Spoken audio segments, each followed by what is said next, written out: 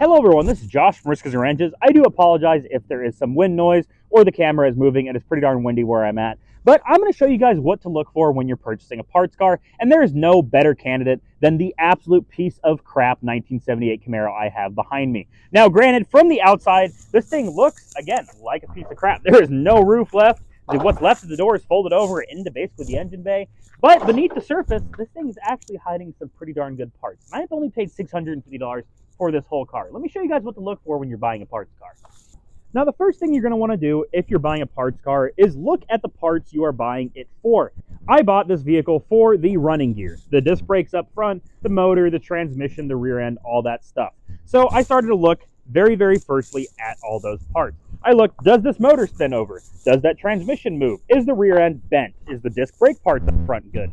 Does this master cylinder still move after all these years of sitting? And the best part is, all of that stuff came true. The motor spins over with the bar on the front of it. The brake pedal moves. The disc brakes up front are not locked up. The rear end is not locked up. The transmission goes in and out of gear. It's not tore up. It's not broken, anything like that underneath. There's not chunks taken out of it, which is really surprising when you take into consideration the look of this car and how much abuse it has taken.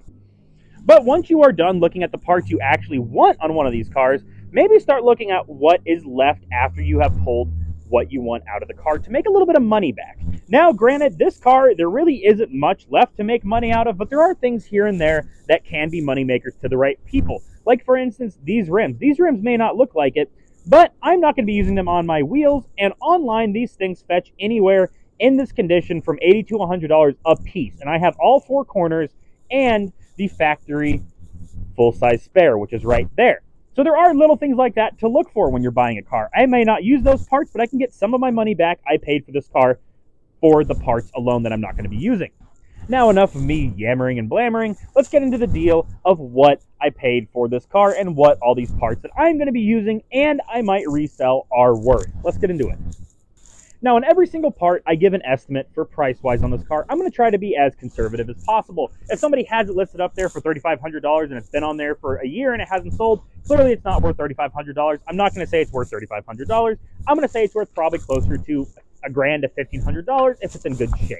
One thing that annoys me is when people say, oh my God, this part's worth this much money, and you go online and you can find them for that much money, but they have been sitting for sale for years and years and years and nobody is buying them. Let's be realistic when it comes to prices here. Now, one thing that does annoy me with people that make videos on parts cars, they always have absurd prices for things they're not going to use, and they try to factor that in there saying, oh my God, I got this whole car for free and everything when I sold this back spoiler for $567. When we both know that's not going to happen. So any parts I'm not going to use, like the wheels, any chrome that I find that might still be in good shape, the wing, I mean, anything like that that I'm going to find that I'm not going to use, I am not going to factor into the price of what I paid to this car versus the parts value of what I'm going to use. Now, I am going to use the motor, the transmission, and everything like that I said. So I'm going to get a tally here and figure out what I paid versus what I would have paid if I would have bought all the parts separate.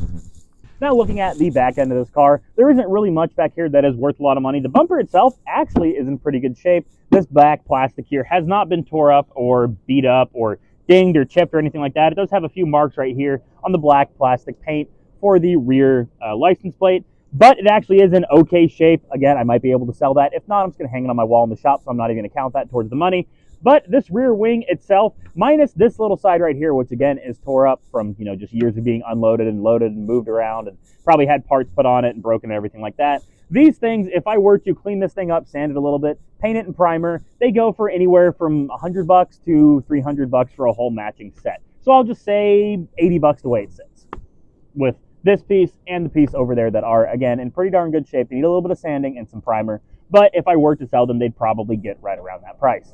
The rear end on this car, I haven't been able to find one from exactly 1978, but a similar 12-bolt rear end with the same width and everything like that is going for about $3,500. Now, let's say you offered him 50% of that price, or even less. Let's just say you offered him $1,000 and he took it. That is $400 more than what I paid for this whole car. Now, moving forward to the transmission, I'm seeing them online anywhere from $500 to $1,500 for one that's been remanufactured. Now, let's just say, obviously, this one hasn't been remanufactured because it's been sitting in a backyard in a junkyard for so many years. That is still within $200 of what I paid for the whole car.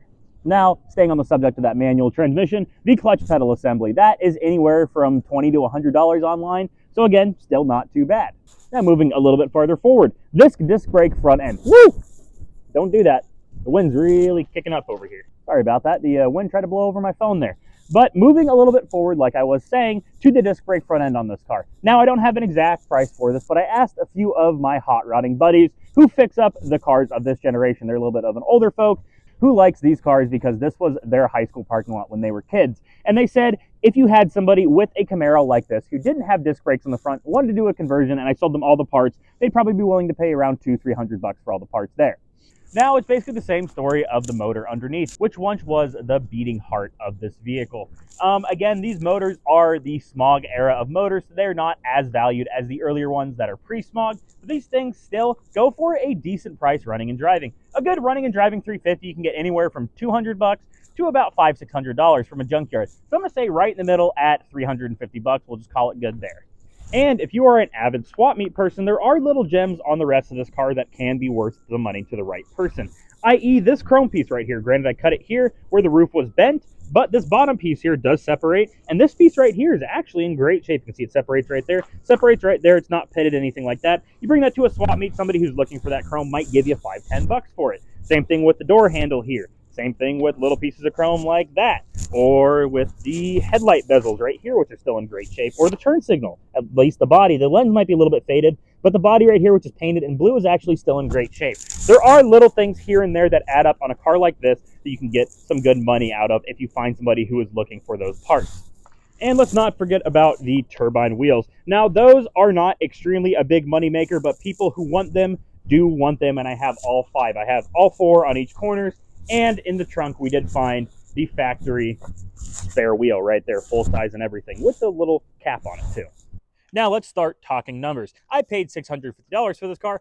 Now I did spend about $50 to $60 in gas, so let's just call it an even $700. Call it good there. I spent $700 on this car, including gas, to bring it home. Now the rear end alone would have paid for that, but let's just start counting everything that we got here. Motor, boom, right there. Transmission, boom, right there. Clutch assembly for that transmission, boom, right there. The disc brake parts, right on the screen there. The rear end, up on the screen there. Now, after all that, it starts to make a little bit more sense on why I paid $650 for this car, and it actually kind of leads me to wonder why he didn't charge me more for this thing, especially because he knew what was in this car. But I will always take a good deal on a parts car whenever I can. Now, what does all this mean to you, even if you are not buying a piece of crap Camaro like me? Well, it means to look at the cars that everybody else walks by. Now, this thing, like a lot of you guys saw, this thing was and still is a hunk of junk. A lot of people walk by this thing without even giving it a second thought. And that led it to be basically completely forgotten about until I came along and got a great deal on it. Look for things that have been rolled over like this or in a front or rear impact collision. Most of the time, granted, obviously this one was stationary when it all happened, but most of the time if something's been rolled over, it has been hit, it's been on the road running and driving, and then it got into the accident, which does show you that at least was competent enough to move under its own power and wasn't just left in a driveway to rot because the engine or transmission blew up. Now, another good hack, if you're just looking for an engine, look around in different cars. Now, this is more prevalent in older cars than it is on newer cars, but like, for instance, this 350 small block Chevy. They put these 350 motors, granted, there were a few differences here and there, like in exhaust manifolds and intakes and things like that, and varying power levels, but for the most part, these motors were pretty darn the same, and they put them in everything. They put them in pickup trucks, heavy-duty trucks, small cars, big cars. They put them in everything. And again, there are small differences, but you can get a 350 if you just want a daily commuter that you don't care if it's original, if the numbers are going to be different on your car or anything like that. You can get a cheap 350 pickup truck for a lot cheaper than you can get an old Camaro or an old Corvette or anything like that has basically, minus some differences in power and intakes and stuff like that, the same basic motor. Now, without further ado, it is getting a little bit later in the day. It's starting to get cold. The wind is starting to pick back up. I've got my mic a little bit untucked, so I apologize if the audio got a little bit worse in this last segment here. But I'm going to go inside before it gets any more cold. My fingers are starting to get a little bit chilly. This is Josh from Riskers and Wrenches. I hope you guys liked the video. If you did, make sure to let me know down in the comments. If you hated my face, let me know down in the comments. If you think my beard is stupid, let me know down in the comments. Let me know everything you guys want to talk about down in the comments. Make sure to like the video, dislike it if you dislike it. Subscribe if you want to see more. Hit that notification bell if you want to be notified whenever I upload a new video. This is Josh from Riskers and Wrenches. I hope you guys have a great one. Peace out.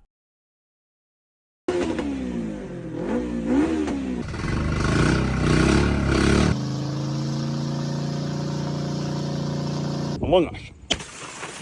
Dreams are made of these. I didn't want to be the guy that, filmed random children without their consent. That'd probably put me on a watch list somewhere.